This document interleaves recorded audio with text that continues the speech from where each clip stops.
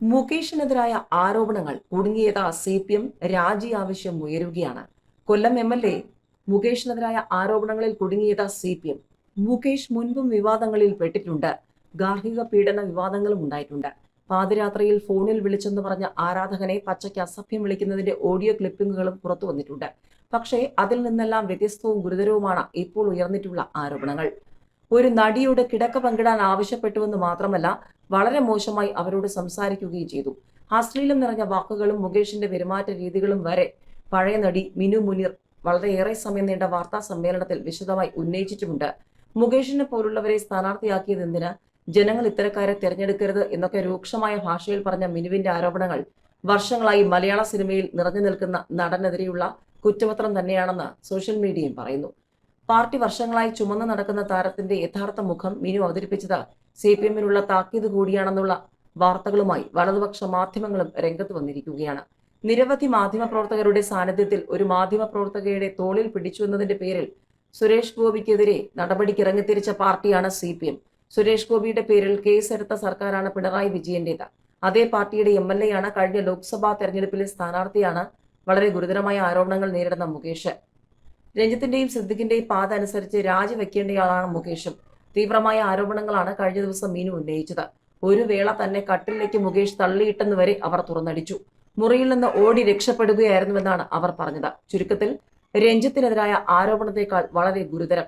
മുകേഷിനോട് party രാജി ആവശ്യപ്പെടുകയാണ് ഉചിതമായ നടപടി. എന്നാൽ ആകെ മുങ്ങിക്കുളിച്ചു നിൽക്കുന്ന പാർട്ടി അതിന് സന്നദ്ധമാകുമോ എന്ന് കണ്ടറിയണമെന്നാണ് വിമർശനങ്ങൾ. മുകേഷ് പ്രശ്നം പാർട്ടിക്കുള്ളിൽ രൂക്ഷമായ ഭിന്നതയുണ്ടാക്കിയിട്ടുണ്ടെന്നാണ് സൂചന. അത് വരും ദിവസങ്ങളിൽ രൂക്ഷമാവുകയും ചെയ്യും. മമ്മൂട്ടിയും മോഹൻലാലും പ്രതികരിക്കാത്തത് എന്തുകൊണ്ടെന്ന് മനസ്സിലാകുന്നില്ല. ജോമോളുടെ സംസാരം ശരിയായില്ലെന്ന് നടി ഉഷ. സ്ത്രീപക്ഷത്ത് നിൽക്കണമെന്നാണ് തങ്ങൾ എല്ലാവരും ആവശ്യപ്പെടുന്നതെന്നും കഴിഞ്ഞ ദിവസം അമ്മ സംഘടന വിളിച്ചു ചേർത്ത വാർത്താ സമ്മേളനത്തിൽ സ്ത്രീ പ്രതിനിധിയായി ഇരുന്ന ജോമോളുടെ സംസാരം കേട്ടപ്പോൾ വല്ലാത്ത വിഷമം തോന്നിയെന്നും നടി ഉഷ. ഹേമ കമ്മിറ്റി റിപ്പോർട്ടുമായി ബന്ധപ്പെട്ട് മമ്മൂട്ടിയും മോഹൻലാലും എന്താണ് പ്രതികരിക്കാൻ മുന്നോട്ട് വരാത്തതെന്ന് അറിയില്ലെന്നും അവർ മാധ്യമങ്ങളോട് പ്രതികരിച്ചു. വനിതകളെ പ്രതിനിധീകരിച്ചു വരുന്ന എക്സിക്യൂട്ടീവ് കമ്മിറ്റി അംഗങ്ങളെ ചുമതലപ്പെടുത്തുമ്പോൾ വനിതകളുടെ പ്രശ്നങ്ങളിൽ ഇടപെടുകയും കുറച്ചുകൂടി കാര്യഗൗരവത്തോടെയും മുഖം നോക്കാതെയും സംസാരിക്കുന്നവരെയും കൊണ്ടുവരണമെന്നാണ് എപ്പോഴും ആവശ്യപ്പെട്ടുകൊണ്ടിരിക്കുന്നതെന്നും ഉഷ വ്യക്തമാക്കി. അറിവില്ലായ്മ കൊണ്ടോ എന്തോ ആ കുട്ടി കഴിഞ്ഞ ദിവസം സംസാരിച്ചത് തീരെ ശരിയായില്ല എന്നാണ് തോന്നിയതെന്നും ഉഷ പറഞ്ഞു. പക്ഷേ ജഗദീഷ് സംസാരിച്ചത് വളരെ പോസിറ്റീവായിട്ടാണ്. അദ്ദേഹത്തിന്റെ വാക്കുകൾ കേട്ടപ്പോൾ സന്തോഷം തോന്നി. അധ്യാപകനായതിന്റെയും 2 പെൺമക്കൾ ഉള്ളതിന്റെയും പക്വതയും ആ വാക്കുകളിൽ ഉണ്ടായിരുന്നു. ഏത് പ്രശ്നം വന്നാലും അദ്ദേഹം അങ്ങനെ തന്നെയാണ് പ്രതികരിക്കാറ്. തന്റെ മുറിയിൽ ആരെങ്കിലും വന്ന് തട്ടിയിട്ടല്ലല്ലോ താൻ വന്ന് സംസാരിക്കുന്നത്. തനിക്കൊപ്പം ജോലി ചെയ്യുന്ന സ്ത്രീകൾക്കാണ് ഇങ്ങനെയൊക്കെ സംഭവിച്ചിട്ടുണ്ടെന്ന് ഒരു കമ്മീഷൻ തന്നെയാണ് പറഞ്ഞിരിക്കുന്നത്. എനിക്കങ്ങനെ സംഭവിച്ചിട്ടില്ല, അതുകൊണ്ട് എന്ന ആ വാക്കാണ് ഉൾക്കൊള്ളാനേ പറ്റാത്തതെന്നും ഉഷ പറഞ്ഞു. കുരുക്ക് മുറുകുകയാണ് രഞ്ജിത്തിന്. ബംഗാളി നടിയുടെ പരാതിയിൽ ജാമ്യമില്ലാ വകുപ്പ്. 14 പരാതികൾ പ്രത്യേക അന്വേഷണ സംഘത്തിന്. സിനിമയിലെ കൂടുതൽ പ്രമുഖർക്കെതിരെ ലൈംഗിക അതിക്രമ ആരോപണങ്ങളും പരാതികളും ഉയർന്നതിനിടെ സംവിധായകൻ രഞ്ജിത്തിനെതിരെ ബംഗാളി നടിയുടെ പരാതിയിൽ IPC 384 പ്രകാരം പോലീസ് കേസെടുത്തു. ജാമ്യമില്ലാ വകുപ്പാണ് ചുമത്തിയിട്ടുള്ളത്. അറസ്റ്റ് ഒഴിവാക്കാൻ മുൻകൂർ ജാമ്യം തേടണം. DGPക്ക് ലഭിച്ച 13 പരാതികളും മുഖ്യമന്ത്രിക്ക് ലഭിച്ച 1 പരാതിയും പ്രത്യേക അന്വേഷണ സംഘത്തിന് കൈമാറും. അറസ്റ്റും മറ്റ് നടപടിക്രമങ്ങളും പ്രത്യേക സംഘം തീരുമാനിക്കും. സിദ്ദിഖിനെതിരെ ലൈംഗിക ആരോപണം ഉന്നയിച്ച യുവ നടിയിൽ നിന്ന് വിവരങ്ങൾ ശേഖരിച്ചു. വിശദമായ മൊഴിയെടുത്ത ശേഷം കേസെടുക്കും.